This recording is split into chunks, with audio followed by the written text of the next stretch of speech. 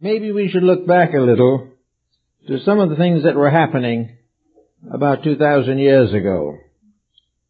If you will remember from the concordances and so forth, that by the middle of the first century, nearly all of the original disciples had passed on. Of the 12, 11 were martyred. The 12th, John, retired to the Isle of Patmos, where he worked some think upon the fourth gospel and others upon the book of the Revelation. Out of that original group, there was no one of the original group that survived to carry on the work. Also, if we study the various records of the Acts of the Apostles and so forth, we find out that Christianity was then a series of little isolated congregations living in a world that did not understand and could hardly tolerate them, and in many cases persecuted them outrageously. The church as we know it does not exist in this pattern. There was no Christianity at that time. There was a message, and all of the messengers had vanished. Now apparently there was not among these messengers any essential glimpse of a worldwide message. Most of the little communities that did exist were in the area where the older beliefs were still well entrenched. And as a result, they were simply a sect or a division or a minor revolution or a reform in the existing patterns. There was no real concept of a great mission, a great individual surviving revelation. And then for some reason something happened that was very difficult to understand from the Bible records. A person with the name of Saul came along, and he persecuted the Christians thoroughly and mercilessly. He was basically, however, apparently a perfectly sincere individual who believed that the religion he had was the one to be protected. Saul had another and one or two other interesting specialties. One peculiarity of Paul that made him strangely useful was that he was a citizen of Rome. He was born in Tarsus, and when the Romans settled down in front of Tarsus to take the city, instead of a bloody war, the elders of Tarsus went out and voluntarily said, "Let us keep the peace. You can have the city. Let us not kill people." And the Romans were so delightful in this respect and so happy to have this happen that they proclaimed all of the citizens of Tarsus as citizens of Rome. Now this was not an empty title. It carried with it great privileges. Privileges of travel, privileges of protection by the various departments of the Roman government. It made it illegal to imprison a Roman citizen without a trial and without proper legal following. Also, a Roman citizen could not be crucified, hanged, or in any other way tortured. If it was a major crime and he had to die, he had to be decapitated. No torturing was permitted of a Roman citizen. Now, Paul had this peculiar something, and it was possibly that peculiarity that changed his name from Saul to Paul. As Paul, he was now a Latin citizen. He was also a man of good family, and he was an educated man. He is known to have spoken Latin, and he probably had some knowledge of Greek, if we are to remember his sermon in Athens. So Paul was a man with various accomplishments, but with a deadly prejudice. Yet here was an emergency. And in an emergency, heaven very often makes a pronouncement on its own. It was not at all likely that the little community at that time of Christians would have voluntarily selected Saul to become their spokesman. But on the road to Damascus, a mystery occurred. As he was riding toward Damascus to persecute the Christians, Paul was suddenly struck with a mysterious vision. A tremendous experience occurred to him. There was a great turmoil in his own heart, an incredible, miraculous occurrence. And in the midst of this occurrence came the words, "Why persecutest thou me?" Paul didn't see Christ. He only heard the words. But he was thrown from his horse, fell on the ground in a state of almost suspended animation, and stricken blind. Well, when he was in this condition, he was carried into Damascus and was treated and restored to health by the little Christian community that he had come to persecute. This was resulted in the tremendous conversion of Paul. He now presented to the world a person tremendously and devoutly moved by an experience which happened to himself. He was not converted by any ordinary means. He was converted by an act of the divine will. And in this state, apparently, it was his duty and his moral obligation to change his point of view and serve the cause he had attempted to destroy. And Paul did exactly this, and he became one of the most important spokesmen of the new Christian community. In fact, he was really the source of a Christian community. He suddenly picked a local faith out of the mystery and sand and dust of the Near East and laid the foundations of a worldwide religion that was to endure to this time and is still having a tremendous effect upon the cultural life and religious hopes of mankind. So Paul became the leader of a branch of the early revelation. And we find Christianity dividing very early into two great schools, one of them being the Jerusalem school and the other being the Greek school. The Greek school was led by Paul. The Jerusalem school was led by Peter. And in Rome, Peter and Paul died side by side for the faith that they had served. Peter crucified because he was not a citizen of Rome, and Paul decapitated. But the foundation was laid of two schools of Christian thought. One founded largely upon the Old Testament, and the other founded upon something else, probably Paul's knowledge of Greek and Latin culture. In other words, Peter was working with Jesus, and Paul had visualized Christ. And it was the Jesus of Peter and the Christ of Paul that became the two great forces in the development of Christianity.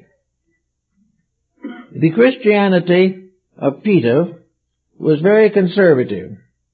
It was very literal. It was a friend that was being honored. Peter knew Jesus. The disciples all knew him and were deeply personally involved in the story of the man, the life of the man, the things they had seen him do, the wonders he had wrought, the teachings he had given, and the final martyrdom which he experienced. Add to this the mystery of the resurrection, and the disciples of Jesus were a small group who loved him, knew him, and in a mysterious way thought of the religion mostly in terms of him, and in terms of him as a person walking with them on the dusty roads of Judea. Paul, as far as we can find out, never saw Jesus. He never met him. He did not know him personally. Therefore, there was a different point of view here. Peter was thinking constantly of the man that walked with him. Paul was thinking of something else. Paul was in the position to lay the foundations of a great religion, because while he was converted completely, he was not bound to the personality of the teacher. And in this particular case, this was very significant. So we find Paul gradually building the foundations of what we might term mystic Christianity. Now the question has been raised as to the source of the thinking which influenced Paul's mind in connection with the church.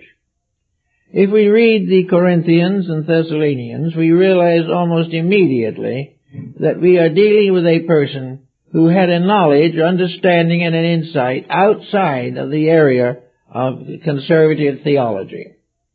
He was a man who was worldly, wise, and experienced, and now suddenly, deeply, profoundly dedicated. As obvious, the obvious facts remain that the mysticism of Paul began to change the shape of the Christian faith. There was to be, of course, the Jesus of Peter, but the Christ of Paul was not a person. The Christ was an eternal principle, a divine power. It was not a person. A person could have that power, but the power was not the person. The divine principle of infinite love was far beyond the control of any individual. And Paul was reaching out to the experience of the love of Christ rather than of his physical, historical, biographical setting of the faith. It was gradually aware, Paul was aware probably in his own time, for we are aware of the same thing now, that there's a great deal of difference between a nominal worshiper and a true Christian. There is a great deal of difference between a person being baptized and that same person being consecrated. These are not the same things, although they have come to be considered as such. We have long and many times regarded a person as belonging to a faith simply because he was born into it, or because he accepted it, or because he was baptized. These things to Peter were the very important parts of the doctrine, and they have descended down to us today in Syrian Christianity. But to Paul these things were not so important. And I remember one afternoon I spent several hours with a group of retired clergymen who were living in retirement in the home set aside by their sect for their habitation in their closing years. Each one of these men had been a missionary or a preacher in the field. Some were very well educated. Some were very dimly educated. Some were considerably younger in spirit than others. But each one in his own way went into the story of his career and his ministry. And of course the great pride was the number of persons they had converted. So there was a little competition among these ministers, retired ministers, as to which one of them had converted the most. And each was very proud of the fact that he had brought hundreds to God. And this was the real reason for his life of happiness and his sense of satisfaction, which would carry him to the end of his days. On the other hand, there were certain doubts about this matter. Some of these ministers admitted frankly that conversion was not as satisfactory as it might be. In other words, if you really wanted to set up a pattern of capturing relapsed sinners and bringing them back to the faith, you had to do something much more than convert them. And the only thing that most of these ministers could do was reconvert them. So every year the minister went through and picked up those who had fallen by the way and converted them again. And the majority of converts had to be saved at least once a year, or they wouldn't make it. Now this was the point that Paul obviously noticed, possibly in the very small communities of early Christians. that there were many in these communities who were devout, but had very little evidence of insight or understanding. They believed, but they lived exactly as they would have lived if they hadn't believed. They accepted the responsibility, perhaps were willing to face martyrdom, but in their daily transactions of life, the Spirit of Christ was not present. It was something that was far away and was miraculously conjured into existence by the rites, rituals, and ceremonies of the church. Paul recognized this point, namely that according to Greek philosophy, he was obviously well trained in Platonism and also probably in Alexandrian metaphysics or mysticism or Hermetic philosophy. These things come through his writings, and if we want to say, well, that's just not possible, let us remember that the Apocalypse of John is also definitely of pagan origin. And for this reason, Martin Luther did not want it to be included in the Bible. But John obviously had contact with secret organizations and mystical sects in the area. And this seems also to have been true of Paul, that he had certain contacts. We know that he was, to some degree, an initiate of some rites, because he describes the circumstances to us. He may have been a Dionysian Artificer, or an Essene, because he says, I am a wise master builder, a term which has always been associated with some of these esoteric orders. Regardless of whether he had a formal membership or not, he had a knowledge. And his knowledge led him directly into Christian mysticism. And this led again into the foundation of a world religion. The mysticism of Paul was based upon one very basic and essential point: the Christ in you, the hope of glory. Now this is something that, while we hear much about it in the Testaments today, we see very little evidence of contemplating the mystery of it. That we are no longer speaking of the Jesus of the roads to Jerusalem.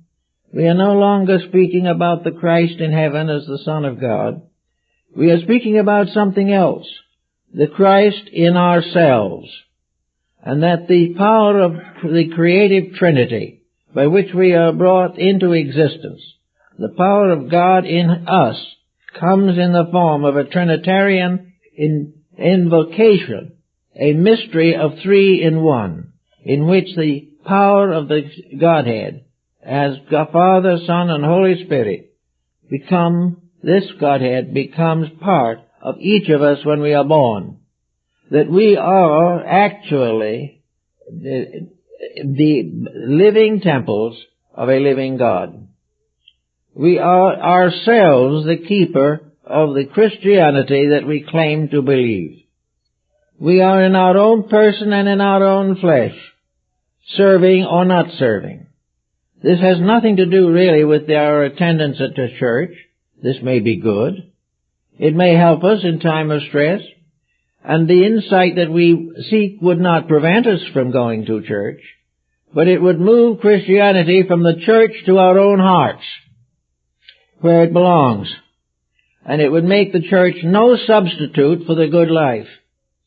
It would not permit an individual through either confirmation or ordination to feel that there was any way he could escape the duties of daily life. Now we see today a billion Christians, perhaps a little more. It is the world's largest singular religion. And yet among these billion people, we have several nations at war at the present time. We have leaders all claiming some form of religious affiliation who are not living the creeds that they claim to belong to. We know, for instance, that this is not only true of Christianity, but of other religions. Wherever there is a religion, there is a nominal membership and an active membership. A nominal membership hopes for the best and places all faith upon a membership or an acceptance or an acknowledgement. This is the point that Paul was very definitely attempting to attack. It was not the fact that we become a nominal believer that does us any particular good. It is only the degree to which this believing changes conduct, changes our way of life, corrects the infirmities of the soul and the body, and gives us a new sense of significance in life. That each one of us, in a way, is a church, and the humanity together is the great congregation. The Christ in us is therefore a spirit in us that may be under various names. The same spirit that we call Christ may be called Buddha by somebody else, or might be called Muhammad. We don't say what these people or these beings can be called, but regardless of what they are named, it is their works by means of which we prove our membership. It is only when we keep the rules, keep the laws, and keep the peace that we are fulfilling any form of religious acceptability, anything that will give us the right to consider that we are bound in the right direction. So we all come down now to the 20th century, where the house of Paul has become very largely Protestant Christianity. That of Peter is the Eastern Church, or the Roman or Greek Christianity. These two great sections, or great schisms, are essentially worshiping the same thing. They are using the same words and the same names, but one worships as an act of faith, and the other worships as a personal character and a dedicated daily existence. So that very largely now we think of true Christianity much in the way that Paul has given it to us, namely that it is a way of life, and that it basically makes little difference whether we've ever been confirmed or not. We can be a Christian without a church, but there can never be a real church without Christians. So we have a tremendous challenge, the challenge of inventorying our own way of life. We go down some sawdust trail, we accept the gospel, declare ourselves converted, and then what do? We probably go home and go to a picnic in the afternoon or sit down in front of our favorite television program, and after a little while wish we could turn it off and haven't got the strength to do so. Actually, also we still have that feud with the neighbor. We still have trouble getting along with our relatives. We are also involved in business transactions that might be a bit shady. And there are very many cases in which famous gangsters have been buried with the full ritual of their faith. There's been no recognition of the fact that faith has to change people. That Christianity is a changing of an individual for the better. It is not simply something he says, I'm a Christian, looks around and goes on and does what he intended to do in the first place. Also, it is true that when they gather together, only those really belong in whom the light of Christianity is very obvious and evident in daily conduct. I have known a few persons who I believe were really very good Christians, in the best sense of the word. One of them had originally been an atheist, same as Paul perhaps, with a little different twist. But he had never had any particular religion in his life, but he came into the presence of a tragedy in the life of a friend and was suddenly converted to the important fact that human beings are living in this world to help each other, not to help themselves off of what other people have. He suddenly realized that the only useful thing that a person can do is serve. So he became a very good servant of other people in need and in trouble. And gradually his material fortunes, I guess, declined a little, but his number of sincere friends and those ready to serve him and serve with him increased every day. He had a long life and a happy one, simply because he tried to live every day as religion would have inspired him to live. He believed in trying hard to be useful. He did not pray for wealth. He did not pray for happiness. He prayed for the privilege of being useful. And he did it all in the name of God, because he said it was the God in him that had to do the work. So we find people who heal that way. We find people who teach that way. Some of them never join any church, but because the church is in them, they are good Christians or good Buddhists or good Muslims, whatever it may be. Then we find this great fringe of people to whom the religion is something of dignity, something to be respected, even to be admired, but not to be applied in personal daily living, because it interfered with the fulfillment of selfish interests, attitudes, and appetites. We are suffering today in Christendom from about as much moral dishonesty as has ever plagued this world at one time.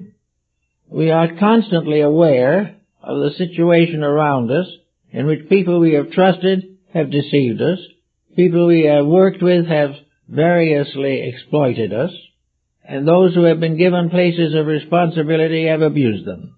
We see all this. And yet a great part of it is taking place within what would be called nominally a Christian world. Most of these people, if put to the test, would insist that they are Christians.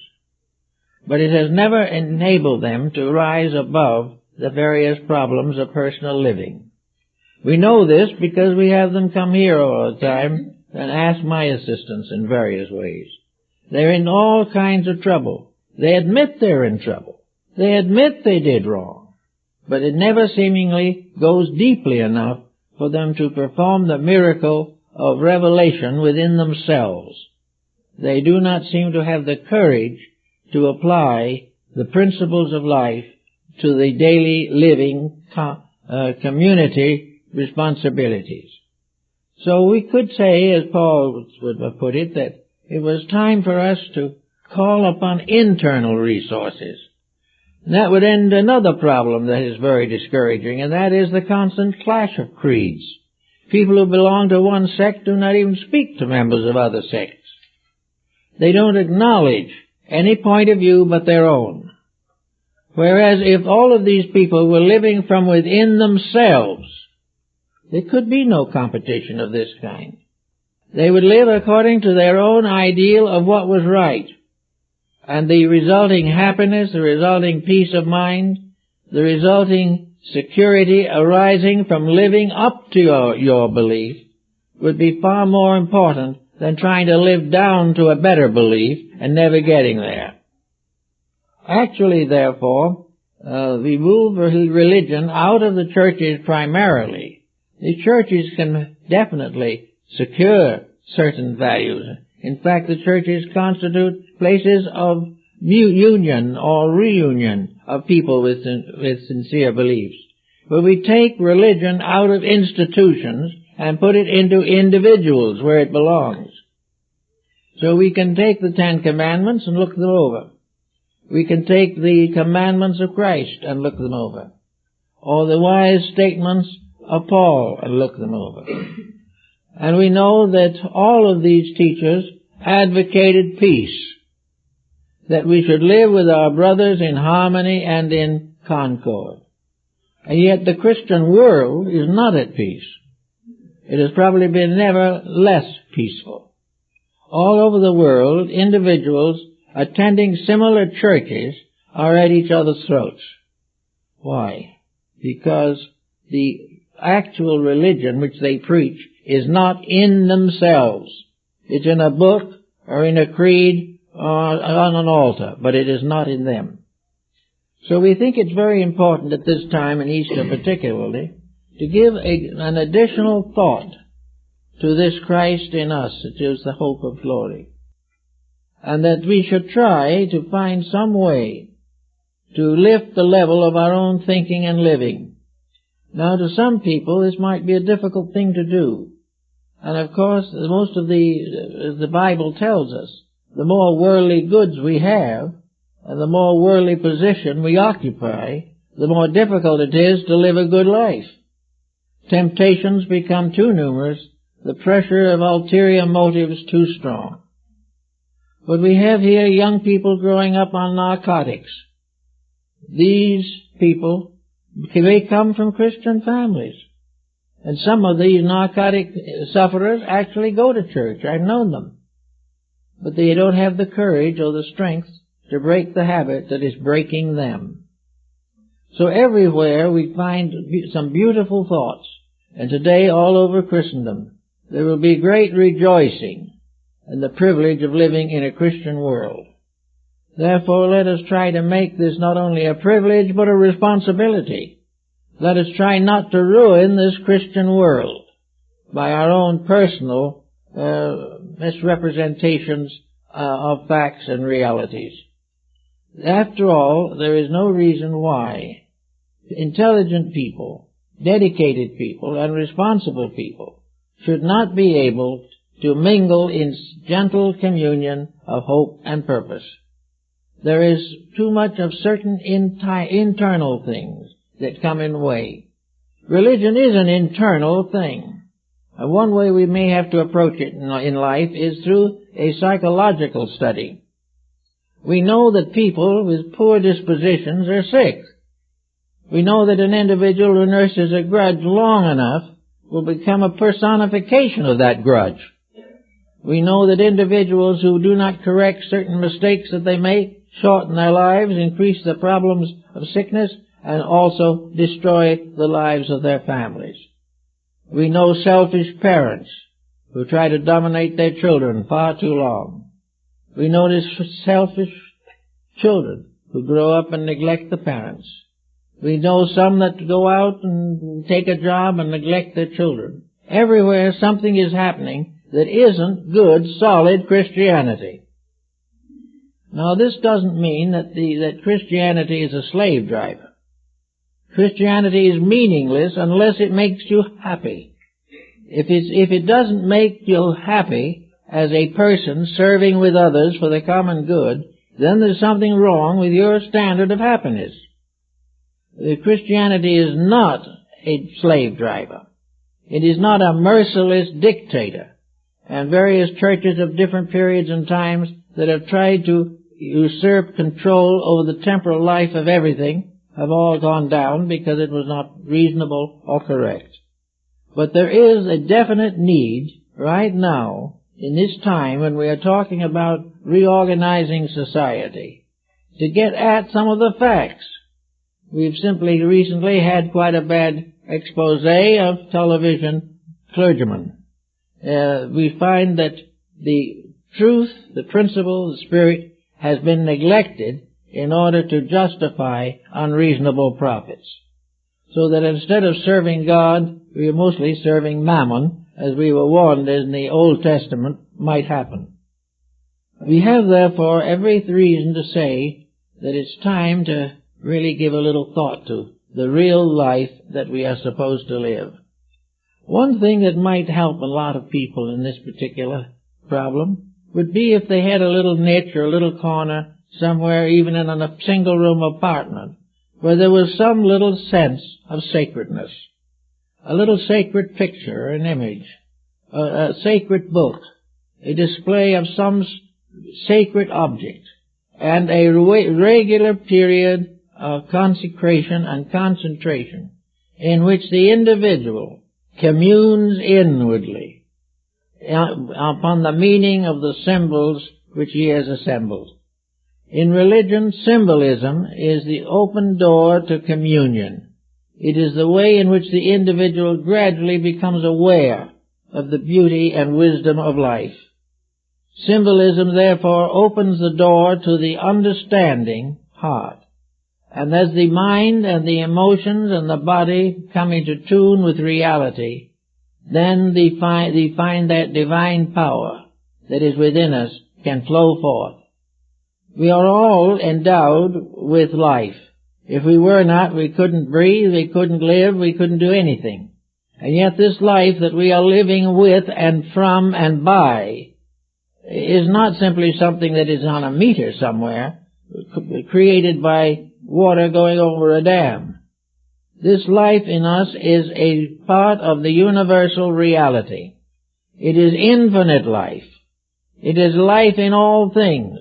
And regardless of what it is, from the most noble and heroic soul to the least insect, bird, creeping thing, all life is one. All life is one infinite resource manifesting through an infinitude of branches and manifestations. And this life that is in us is essentially sacred. It is not secular. When we destroy life of any kind, needlessly and thoughtlessly, we are only damaging one life. There is only one.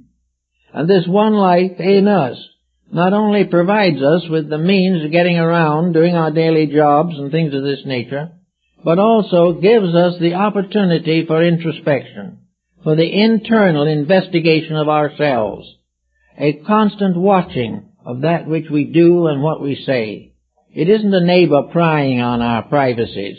It is ourselves looking into our own innards to find out what private vices we are carefully concealing under the general heading of the good Christian life and existence. I think one of the points we have to face is that we must all finally prove that we are potential Christs. Sometime in the great farness of things, sometime beyond the recognition that we now know, the godness in ourselves will come of age. Somewhere along the line, there's the time when that divinity which is locked within us will no longer be held behind a stern misuse of resources, but will come forth. That which comes forth from within is good. That with which we struggle on the outside can very often be very bad. One thing is certain, however, someday we are going to be converted, as Paul was, by a vision, by a tremendous personal experience of some kind. And without that personal experience, the true mystery of religion is seldom fulfilled. Now, this great experience may not be anything as stupendous or unbelievable as the vision that came to Paul. But there is something in our own lives that comes along that we suddenly realize that religion is the only real and living answer. Something tells us where the solution is to a problem.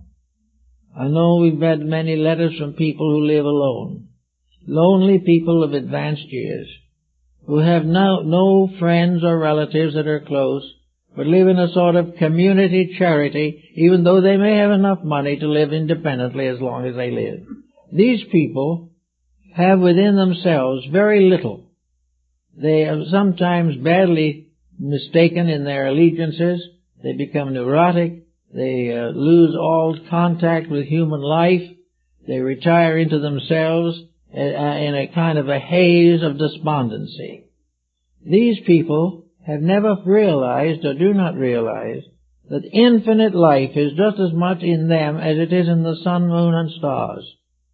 The infinite power, as long as we breathe, bestows upon us the privilege of doing things, of continuing valuable labors, of subscribing to the assistance of others, to improvement of our own natures, and to the gradual conquest of the negative attitudes that plague ourselves. All these things are part of a good Christian life. And on this day of Easter, this resurrection morn, many people feel that the resurrection of Christ had to be symbolical, because it was just not possible for a dead person to rise physically from his own grave. But if you read it right, it is possible, because we are all dead persons. We're walking around mostly in a state of half existence. And yet when we begin to realize the values of life, there is a resurrection in ourselves. Many have risen from the deadness of materialism to the liveness of understanding and insight. Each of us is capable of a resurrection and restoration of that which is best, noblest, and proper for a human being to cultivate. So if we are actually not only children of God, but personifications and embodiments of deity, then there are responsibilities that come to us. It is no longer the communion cup or the sanctified wafer. It is the individual himself as the living vessel, the living symbol of this great confirmation of spiritual reality. Each individual taking the journey from here to there, making the journey as found in Neoplatonism, with which apparently Paul was well informed, the Neoplatonism that tells us that we are all on one great journey, and that journey is the great journey home. We are all exiles somewhere. We are all living on the circumference of a life, but one by one we move gradually toward the center, toward the point from which we came in the beginning. We become journeyers in the valley of the shadow, but we are going home. We are going home not to idleness, not to be carried away on flowery beds of ease or something of that kind. We are going home to the full appreciation and understanding of our own natures. We are going home to the realization that each of us has a divine power within him, which can be used to improve the rest of himself and can become a major factor in the improvement of society. There is legislation all the time, now probably more and more, of what to do about schooling, what to do about politics, what to do about stocks and bonds, all solved without any consideration for the reality of life. Behind every stockbroker and every school teacher and every pupil, there is this unit of divine energy that makes them alive. Without this energy, there'd be no stockbrokers, there'd be no teachers, there'd be no broken homes because there would be nothing.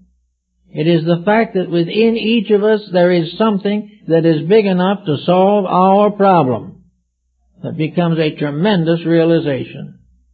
It makes us suddenly realize that we can achieve, in the terms of truth, that which is necessary to make us useful instruments of a divine purpose. We will not start thinking on how good we are or how wonderful we are, but rather to realize that we are all channels of the one good which never changes, the one reality that can never die, and the one code of law that can never be broken. And when we begin to realize this, we see ourselves as children of one great family. We see ourselves as the body of deity. And as the Essenes and also the Gnostics pointed out, if you put all the souls in the world together in one place, the answer is they are God. For everything that is separate is part of that which is indivisible in substance and divisible only in appearances.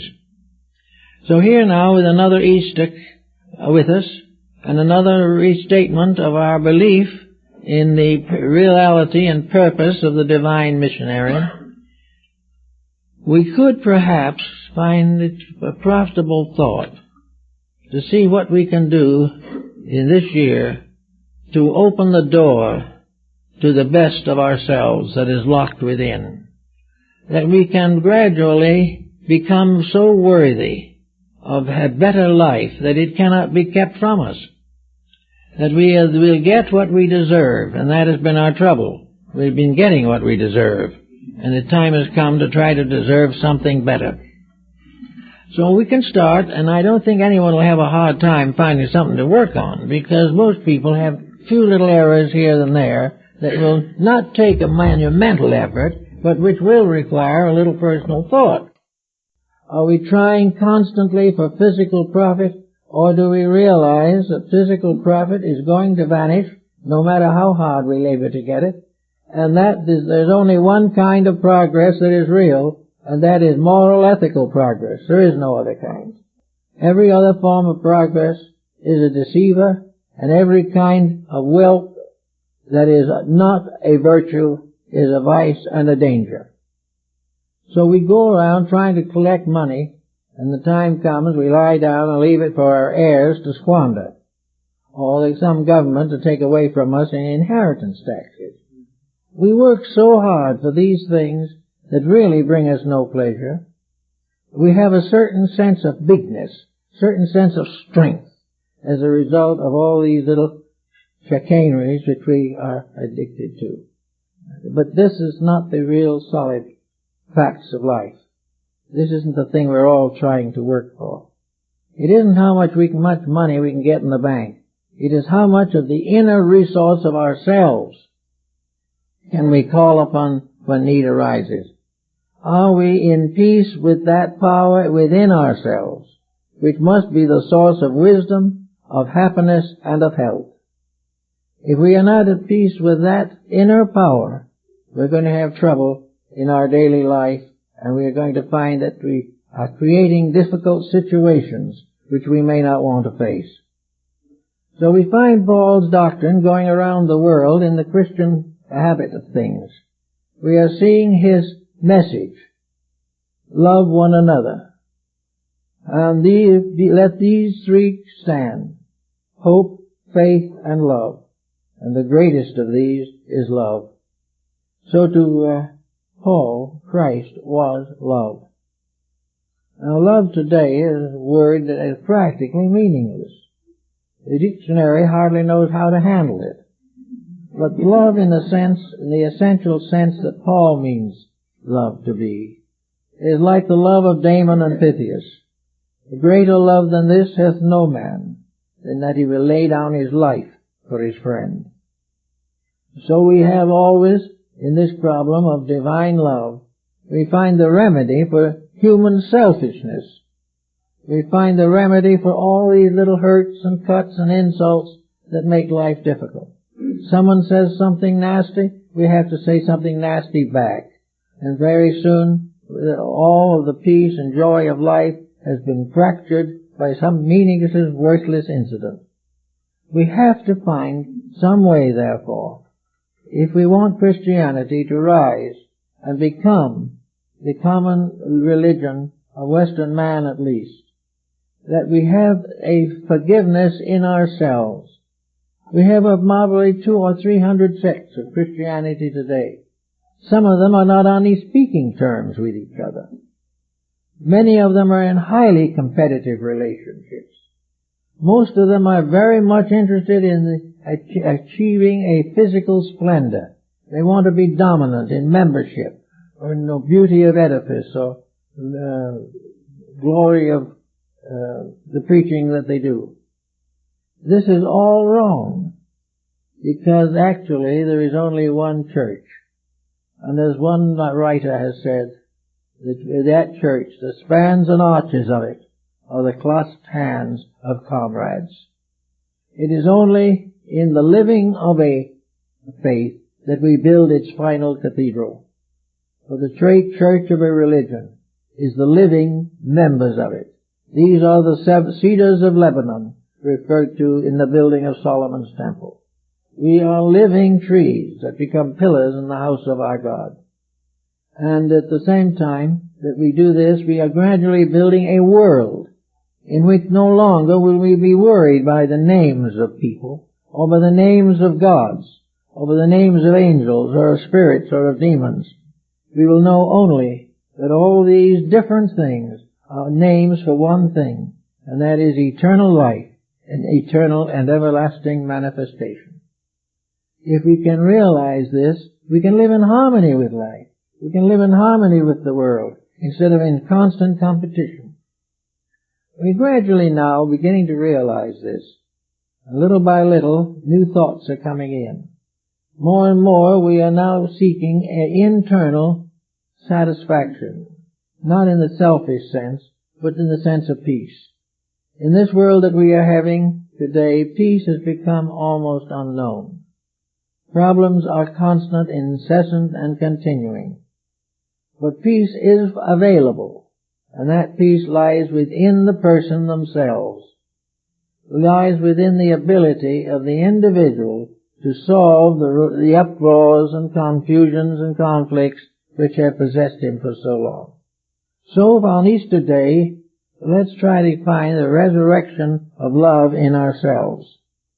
Let us try to find something where we haven't been so loving, and in the name of an eternal principle, correct a common human defect. If we have somebody we haven't spoken to, let's speak to them. If we have someone we've had a grudge against, let's solve it. If you have an idea of making money dishonestly, let's stop it. If we are tempted to compromise our integrities and our moralities, let's pause and reconsider.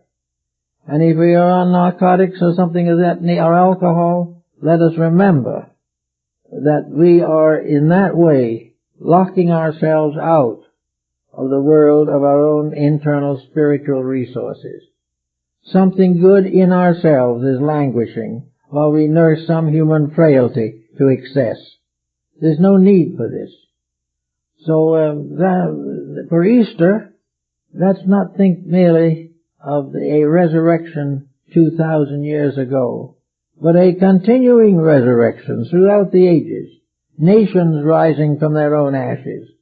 Nations, peoples, cities, communities, lives, coming out of darkness into light as a result of gentle, thoughtful, kindly consideration of the needs of the world. There has never been a time when the world needed as much as it needs now. But it certainly doesn't need nuclear weapons. It certainly doesn't need any of these destructive things. And how these destructive things can belong to people. In the midst of these people rises the church with the statement, love one another. And these people go daily or weekly to a church where they believe and hear the words of peace, love one another, and the kindness and the gentleness and the cooperation and the beauty. And then they go right out and start fighting again. This is the thing that has to change. And it cannot be changed by law. You cannot legislate religion. You can legislate theology. You can say you won't permit it in your country, or you will not have a country without it. But you cannot legislate the spiritual life of the individual. You cannot tell him that if he doesn't behave himself, he will go to the perdition. That thought has been worn out. It doesn't mean anything anymore. There's no reason for the average one. One young man told me, by the way, the other day, that his parents were always afraid of hell. But he really wasn't afraid anymore.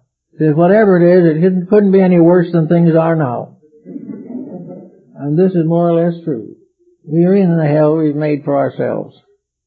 And we can transform it into something better simply by using the power within ourselves constructively. Realizing that the energy which enables us to walk and talk and think, that this energy is a divine force. It's not something that was worked out in a laboratory. It is part of the infinite life of things. It is shared by every creature that man has imagined or seen. Therefore, having this tremendous potential, we also have the responsibility for use.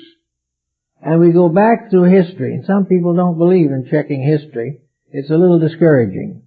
But actually, as Lord Bacon observes, history is very helpful. For history finally shows us that that which is wrong cannot survive. History can prove to us definitely that the mysterious twilight of the gods ends the corruptions of mankind. That things that are done wrong destroy themselves. One by one great powers have risen, become avaricious and ambitious, covered the world with blood and misery, and then disappeared in a terrific orgy of pain and decline. Actually, history has proven conclusively that fallacy has never succeeded. Dishonesty has never been proven to be truly useful. Everything that is wrong is something for the moment, an appetite to be gratified and to end in suffering later. But we've got a nice enough world now, but there's another factor coming in that makes Paul's ideas rather important. populations seemingly are going to continue to increase. Well, this is very serious to people who feel that it's going to limit their ability to succeed. Under increasing population, perhaps we can't all have everything we want. Perhaps we can't all have expensive estates and expensive vacations.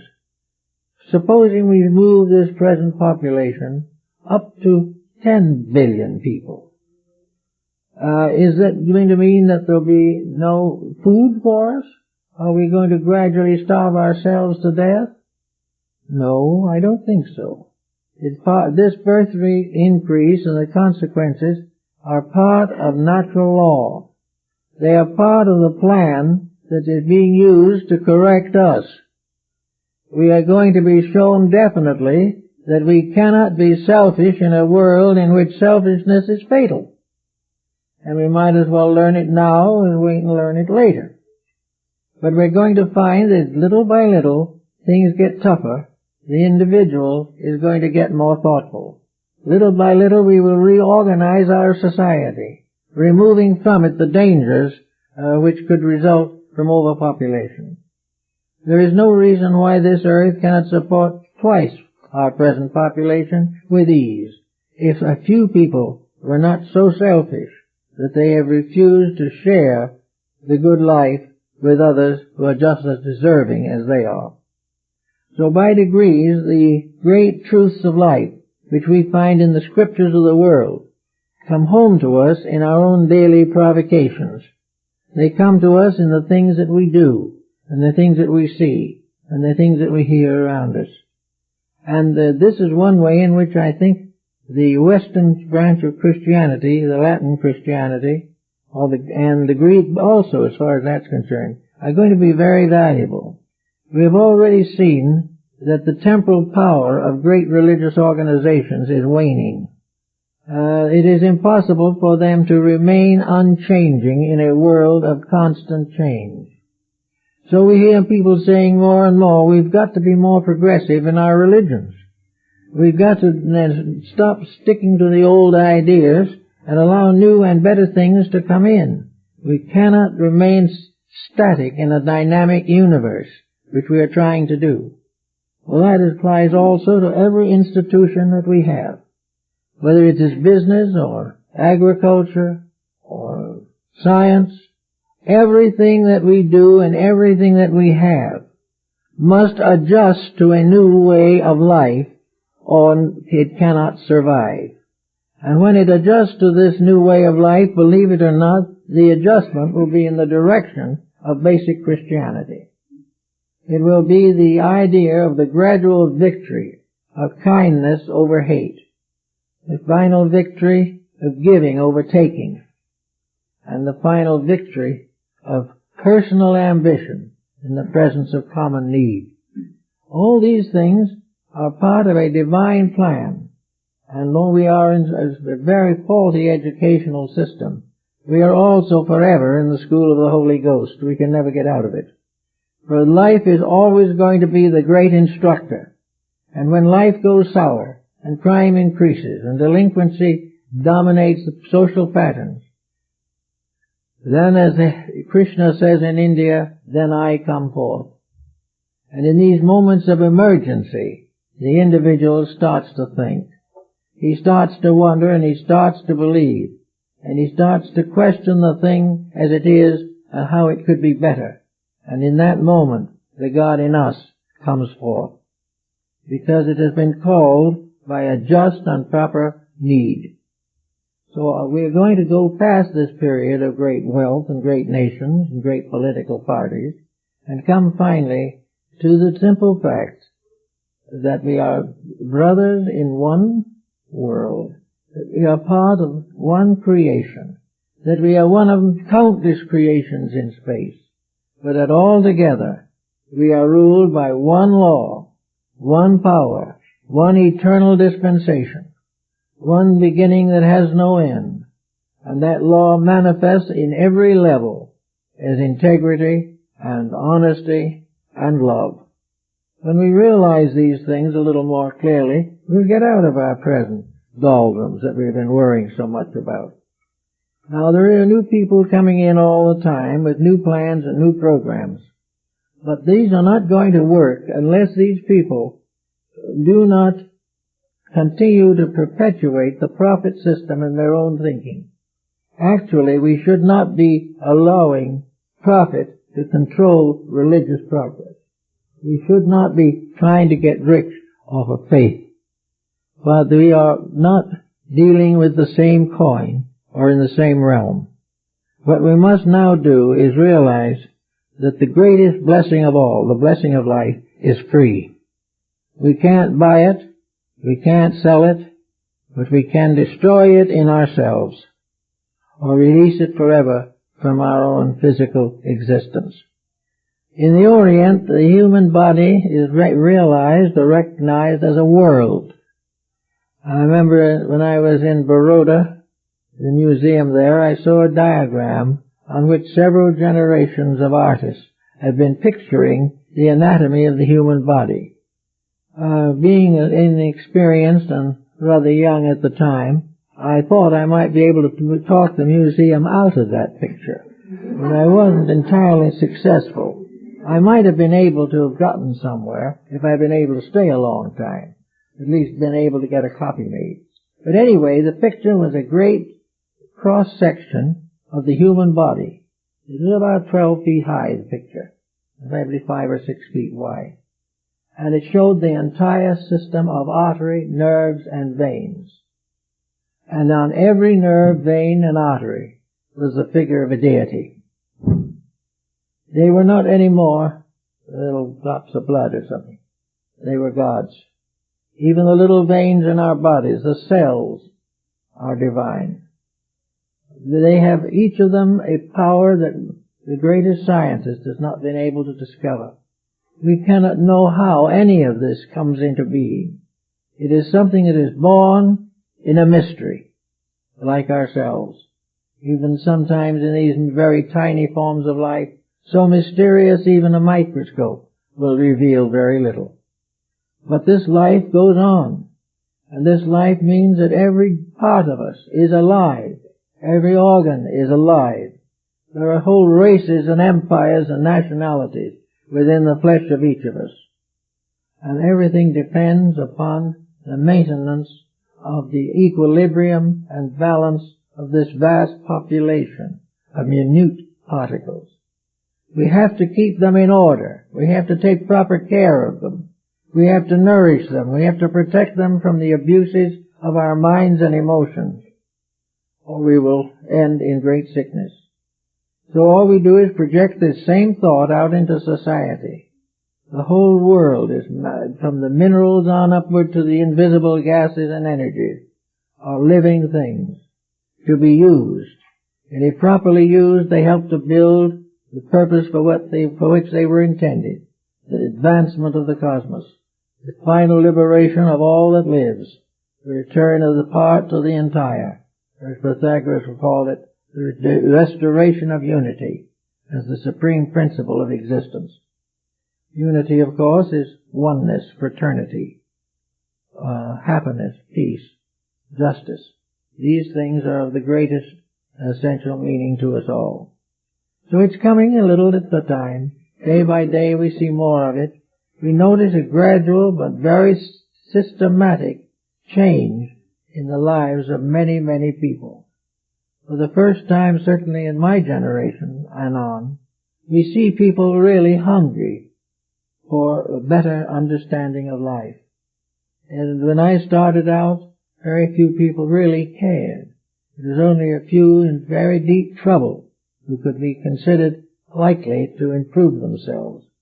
Now everyone, because of the inconsistencies and insecurities we have created for ourselves, is seeking for an answer.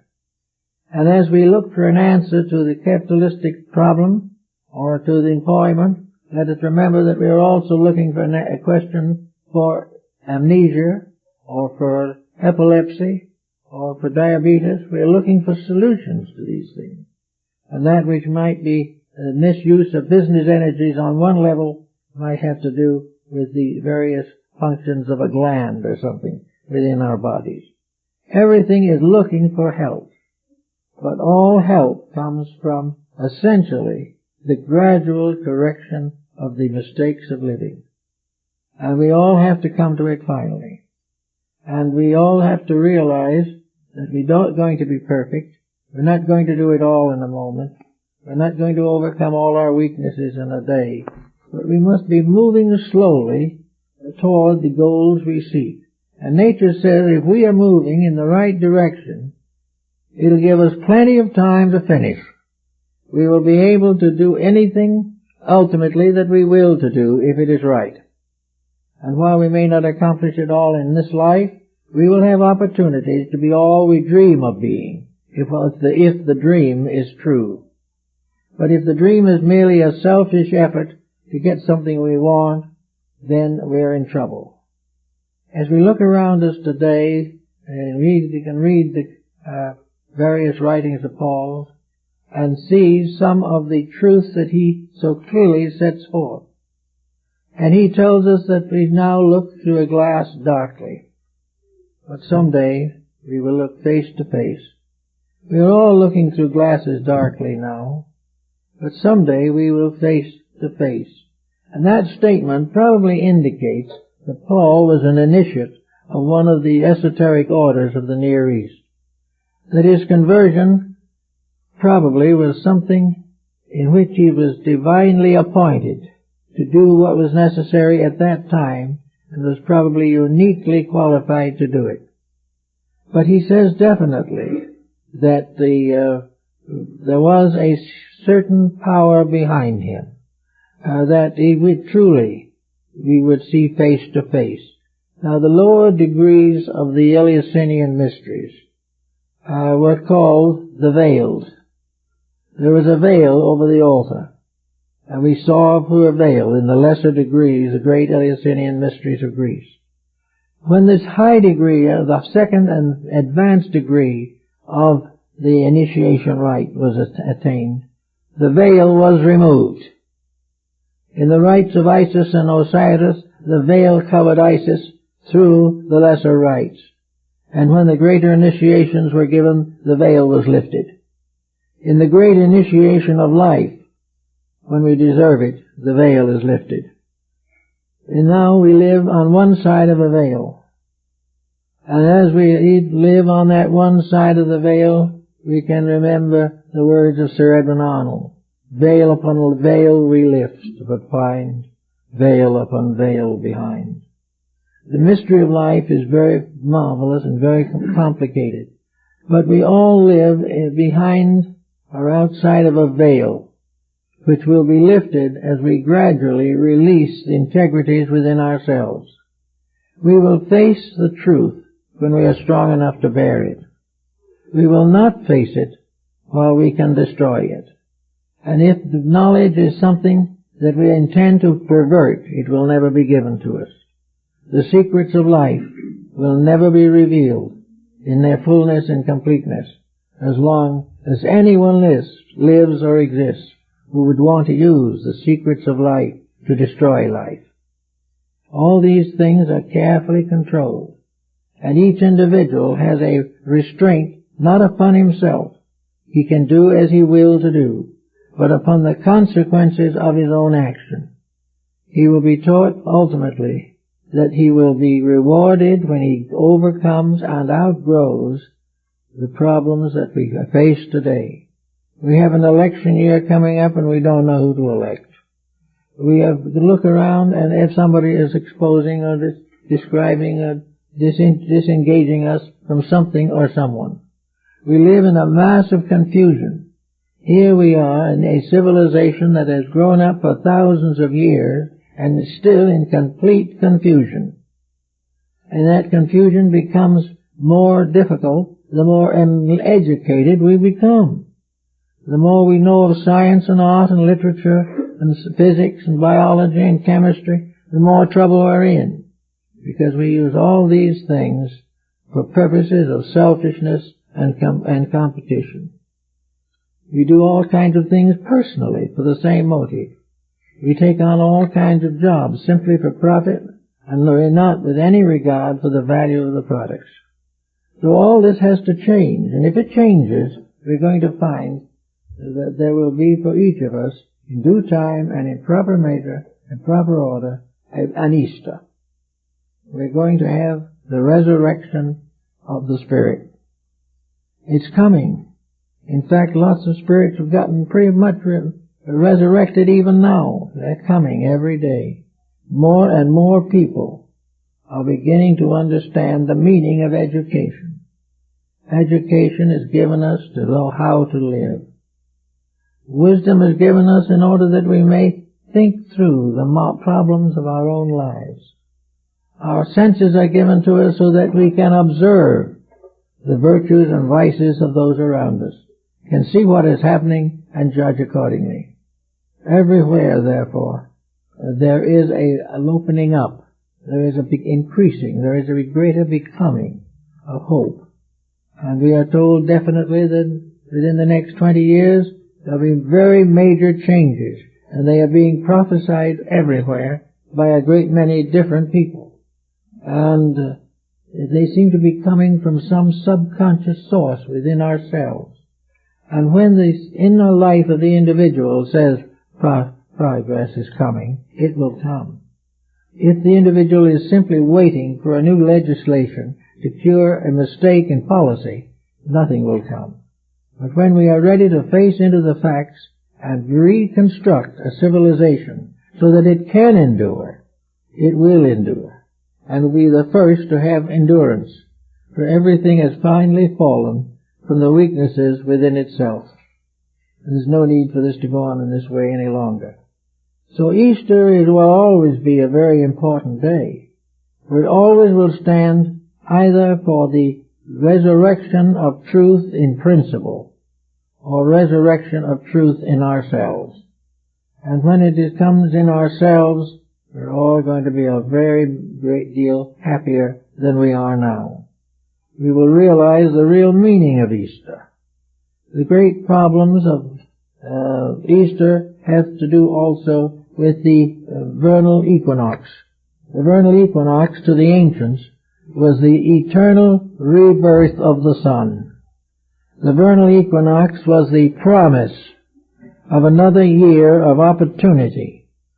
The ancients worshipped life itself at the vernal equinox, thanking the heavens and the gods and all the powers for the promise of another year. We are being given another year. Here we stand on the threshold of it. For the year of nature and of life begins at Christmas, but the year of the soul begins at Easter, for it is the beginning of enlightenment. It is the beginning of a new world order. Each year we bring the wisdom of the past to bear upon the needs of the future. And this year we have wisdom to bring forth, and we have a future in need of wisdom. We have an opportunity to contribute to the annual birth of good. And each year, the vernal equinox, truth and reality are re-embodied for our benefit. This is an old symbolism, but it is a very nice one. And whether it is literally true or not is of no difference, because things spiritually and true within the inner life of the individual may often be in conflict with what we call the truths of mundane existence. Actually, every year is an open gate to a better life. The mistakes we have made, we have made. We can regret them, we can remedy them the best we can. But each year is an opportunity for new effort, new achievement, new accomplishment, new dedications. And we can live each year a little better than the one before. And by so doing, on the next year that comes around, we will be still a little better to face it. This is the ancient belief that the vernal equinox is given by God as a new opportunity for human beings to grow, to become greater in truth, greater in beauty, greater in wisdom. And if we take advantage of that, we will in due time appreciate all this that is happening for us. We will suddenly realize truly that we are in a universe in which a great reality is determined, or by nature, must inevitably bring all creatures to perfection. Nothing is lost. The only waste is the time that we lose, which we might be using for something of permanent value. Let us try to educate ourselves for the future. Let us try to find real happiness in things that we do and in the simple problems of daily life. Let us try to find friendship. Let us also look deeply within ourselves and prayerfully and in meditation see if we can find the spirit of the innermost, that which is forever there, waiting for us to allow it to take control and command of our daily existence. If we can make some of these little thoughts and ideals and dedications, we will find that Easter has greater and more enduring meaning for us all. Well, I think that's it for this morning. I'd just like to announce that a week from tomorrow, here we're going to have a meeting upstairs, I believe, of the Veritat Foundation, and on that occasion, my wife is going to give a discussion, and they're going to have a workshop. So if those of you who are interested, we cordially invite you to be present for that occasion. Thank you all, and have a wonderful Easter, and may the blessings of the year be upon you, each and every one. Thank you.